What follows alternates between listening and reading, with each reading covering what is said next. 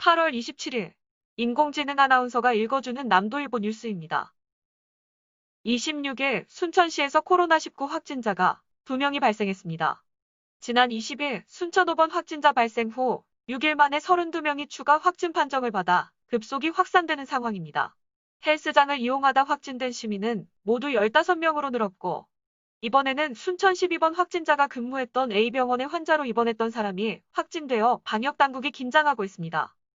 확진자가 발생한 A병원은 코호트 동일 집단 격리 조치를 내렸습니다.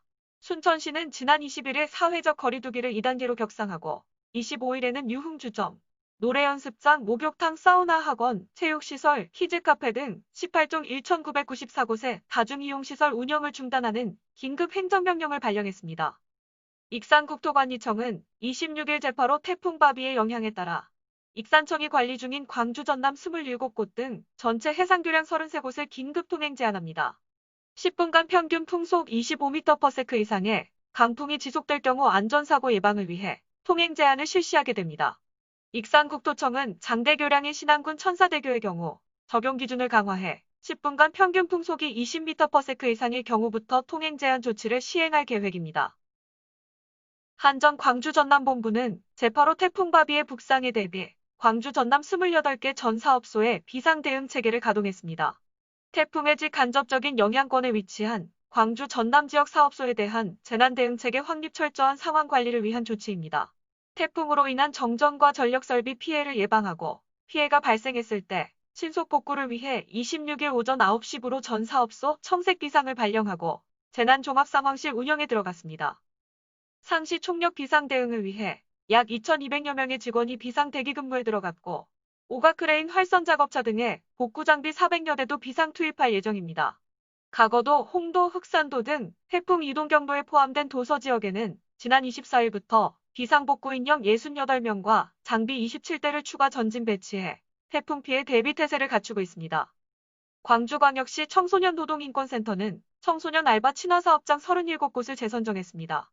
광주시는 매년 근로계약서, 최저임금, 주휴수당, 인격적인 대우, 노동자 추천 등 5가지 선정 조건을 기반으로 청소년이 일하고 싶은 사업장이라는 청소년 알바 친화사업장을 선정해 해당 사업장을 지원 홍보하고 있습니다.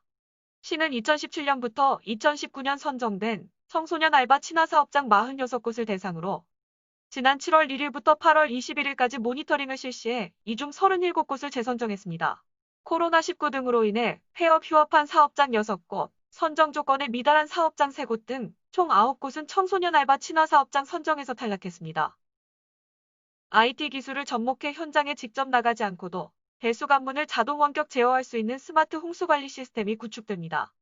광주광역시는 영산강, 황룡강, 광주천, 지석천 등 국가하천 내 숨은 52개소를 대상으로 원격 제어가 가능한 스마트 홍수관리 시스템 구축 사업을 추진합니다. 스마트 홍수관리 시스템은 그동안 담당 공무원이 현장에서 직접 수동으로 배수문을 제어하는 방식으로 관리돼 홍수 등 비상 상황이 발생할 경우 넓은 지역에 분포해 있는 수문에 대한 인력의 적시 투입 곤란으로 안전사고, 침수 피해 발생 등 문제점이 있었습니다.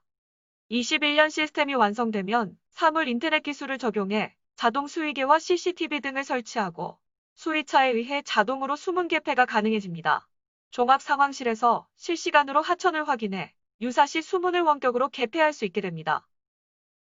남도갯벌 지킴이로 불리는 짱뚱어가 수산자원으로 회복될 전망입니다. 전남도 해양수산과학원은 최근 짱뚱어의 수산자원 회복을 위해 자체 기술로 생산한 인공종자 12만 마리를 보성군 벌교 포산어촌계 해역에 방류했습니다. 짱뚱어는 순천, 보성, 강진, 해남, 신안 등 갯벌에 서식하고 있는 전남갯벌 대표 어종으로 어민 소득을 올려주는 효자 품종입니다. 갯벌의 소고기라고 불리며 탕과 구이, 전골로 요리되어 여름철 보양 음식으로 각광받고 있는 짱뚱어는 타우린, 게르마늄, 마그네슘 등 기능성 성분을 다량 함유하고 있어 항산화 작용과 노화 방지에 효과가 있다고 알려져 있습니다. 슈퍼스타 리오넬 메시가 분신과도 같은 스페인 FC 바르셀로나에 이적 요청서를 제출했다는 충격적인 소식이 전해지면서 SNS도 뜨겁게 달아올랐습니다. AP통신과 로이터통신을 비롯해 전 세계 주요 매체들은 26일 일제히 메시가 바르셀로나의 팀을 떠나고 싶다는 서한을 전달했다고 보도했습니다. 2000년 12월 계약서가 준비되지 않은 상황에서 바르셀로나의 기술이사가 레스토랑의 냅킨의 즉석에서 계약서를 만들어 메시의 아버지에게 건네면서 시작된 메시와 바르셀로나의 동행이 20년 만에 끝날 위기에 빠진 터라 팬들의 충격은 더 큽니다. 메시의 소식이 알려지자 SNS에는 메시의 선택을 응원하는 글과 함께 다양한 풍자글이 올라왔습니다. 수비수 카를로스 푸올은 트위터 계정에 존중과 존경을 보냅니다. 나의 친구 메시를 지지합니다.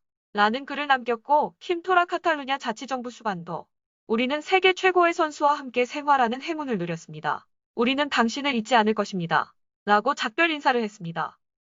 이상 인공지능 아나운서가 읽어주는 남도일보 뉴스였습니다.